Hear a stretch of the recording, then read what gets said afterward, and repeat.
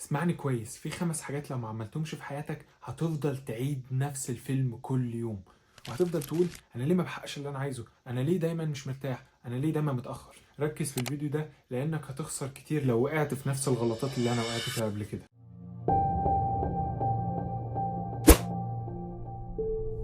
اول حاجه، الدقيقه اللي انت تحدد فيها ان انت تبدا. ما دام دخلت الفيديو ده فانت كتبت كتير وخططت كتير وفي الاخر ما نفذتش. تيجي عند نقطه البدء ما بتعملش حاجه. والفكره لما تقول انا هبدا لما اكون جاهز، لا، انا هبدا دلوقتي. وقول دايما لنفسك الناس اللي عملت ده قبلي مش اذكى مني ولا حاجه. فاذا عزمت فتوكل على الله، واوعى تخاف تبدا عشان حاسس انت هتفشل. كنت عايز ابدا موضوع اليوتيوب ده من 9 سنين، عملت بالفعل اول 3 فيديوهات ليا وما كملتش عشان كنت خايف. والحمد لله لما عملت كده لقيت الناس بتشوف فيديوهاتي، والحمد لله الموضوع ماشي كويس.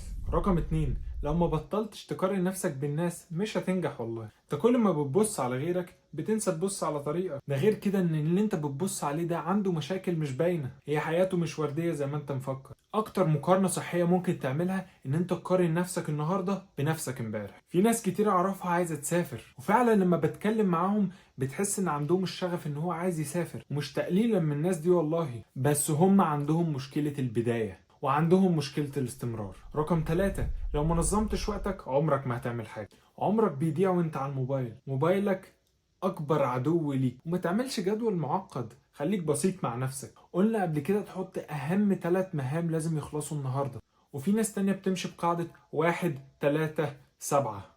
القاعدة دي ملخصها ان انت بتكتب اهم حاجة لازم تتعمل في اليوم، بعديها 3 حاجات لازم تخلصوا في نفس اليوم، بعديها 7 حاجات لو ما خلصتهمش مش حوار قوي. انا عن نفسي بفضل طريقة 3 حاجات لازم يخلصوا في اليوم.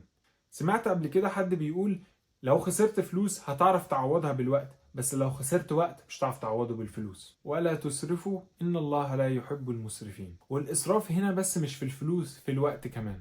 رابع حاجة، ودي كانت المفروض تكون أول حاجة، لو ما قربتش من ربنا هتحس بفراغ. ممكن تبقى عندك علاقات، عندك فلوس، عندك علم، بس فاضي من جوه. القرب من ربنا بيخليك ثابت ومرتاح حتى في أصعب الظروف. كان عندي حساسية جدا في الكلام في الموضوع ده، بس حسيت ان لو محدش اتكلم في الموضوع ده غير شخص ما بيغلطش كان محدش يتكلم فيه غير سيدنا محمد عليه الصلاة والسلام. انا مش بقولك غير حاجات بسيطة، صلي وادعي واقرأ شوية قرآن وهتحس بتغيير حقيقي صدقني. النبي صلى الله عليه وسلم اول ما كان يضيق صدره كان بيلجأ للصلاة.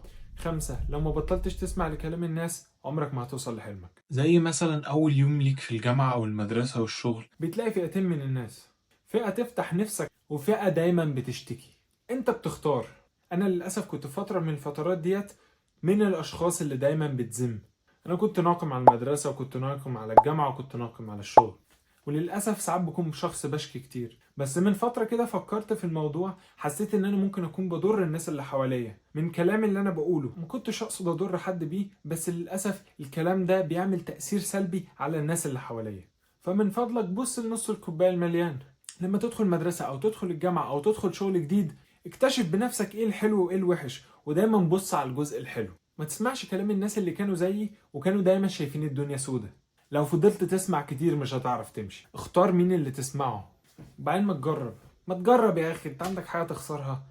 ما انت شايف اهو الشباب زي الفل وبينجح والدنيا ماشية الحمد لله. ما تبقاش كده يا جدع. في السماء رزقكم وما توعدون. ال5 حاجات دول مش نصايح، دول مفاتيح. لو استخدمتهم صح هتشوف فرق مش طبيعي، بس لو تجاهلتهم هتعيش نفس اليوم بنفس الشكوى بنفس الأحلام اللي ما اتحققتش. عايزك تفيدني وتفيد غيرك، وتكتب لي في التعليقات ايه النقطة اللي أنا نسيت أذكرها، أو ايه النقطة اللي جربتها وجابت معاك نتيجة.